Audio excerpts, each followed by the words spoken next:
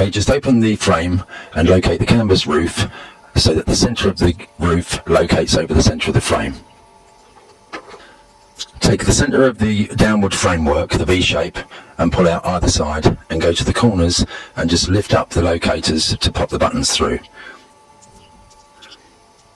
Now the next thing is to get the framework battened down before you fasten the roof. So in with the skewers through the holes on each leg. If you take each corner of the canvas and just get it halfway over the frame, as shown, and then take each corner down, all three corners, and on the final corner it will require two people, one inside and one outside. Push inside, pull down the outside to ease it down onto the frame and finish.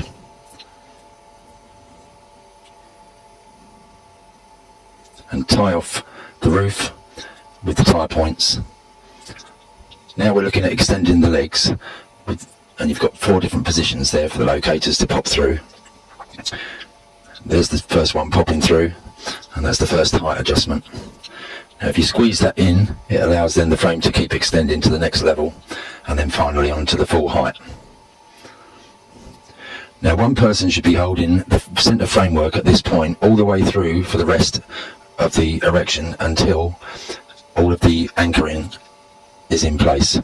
Now with one person still holding the centre of the frame, the second person starts taking in the ropes through the eyelet points and then tie off to the frame. Make sure you tie them off in a nice tight knot so you've got a good... This is the best place to tie it off is actually onto the top framework. Don't put a knot the other side of the eyelet because that'll put strain on the eyelets. It should be to the framework. Now on grass, if you use a timber stake, this is like a 3x2 with a hole drilled out the top, quite a simple fixing, and just hammer that into the ground at a good angle. Push the rope through the hole that you've drilled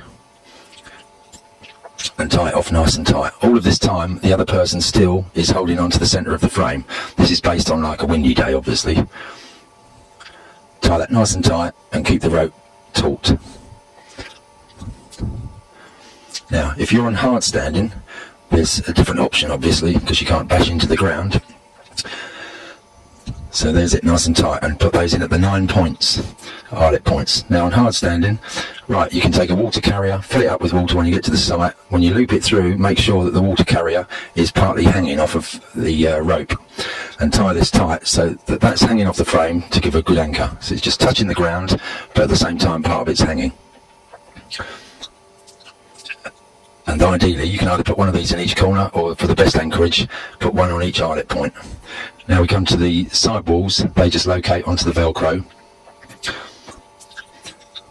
One person doing this, the other person, if it's really windy, can still hold the centre of the frame while the first wall is going up, just to make sure the wind doesn't whip it. And then just tie these off with the Velcro ties, just like that, all the way round on each wall.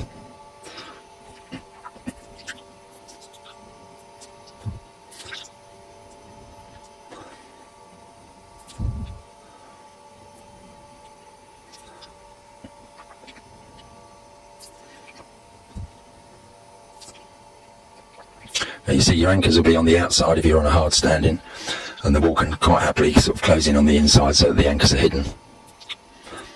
And then finish off that side wall.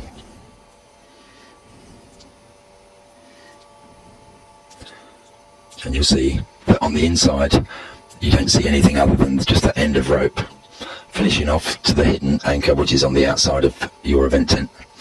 Now here's another handy accessory that can be supplied at a later point if you wish to add a counter to turn the event tent into a kiosk. We supply all these fittings and the counter, which then locate onto the end of the legs and just slide up and locate then onto the buttons on your legs. We supply these 2-part tubes which then just push together and then push through the half side wall, which also is supplied with the counter kit. That just slides through the hem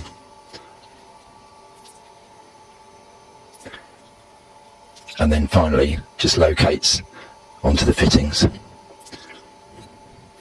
Either side you can move the leg out. If you put a skewer in, obviously you'd have to take the skewer out first, but move the leg out and then locate into the tubes, and the canvas slides neatly over the top. They tie off in the same way with the Velcro ties.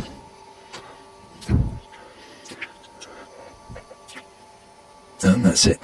Now the counter comes folded. It's only 1.5 meters long. It opens up, and then the centre support leg drops down and goes onto the inside of the half wall.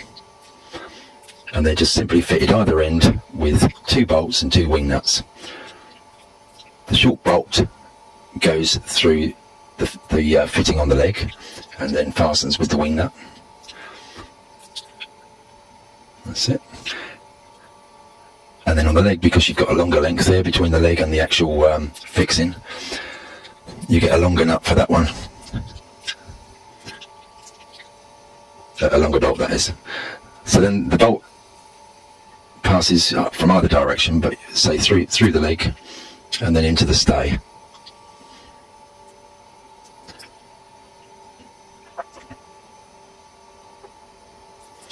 And then just finishes off there with the wing nut.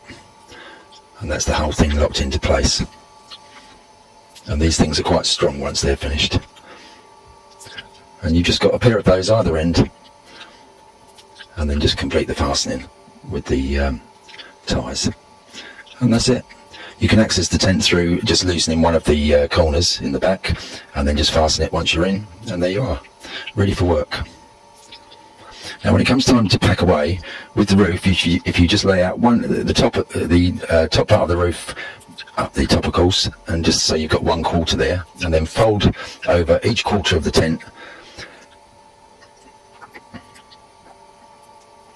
like that. This will enable you to help keep the whole thing from getting screwed up and thrown in the vehicle.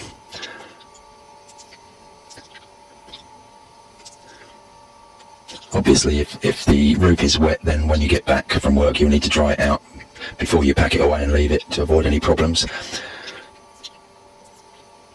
But this is the ideal way to pack the roof up, and then it can go in your kit bag. And that's it, and you're ready for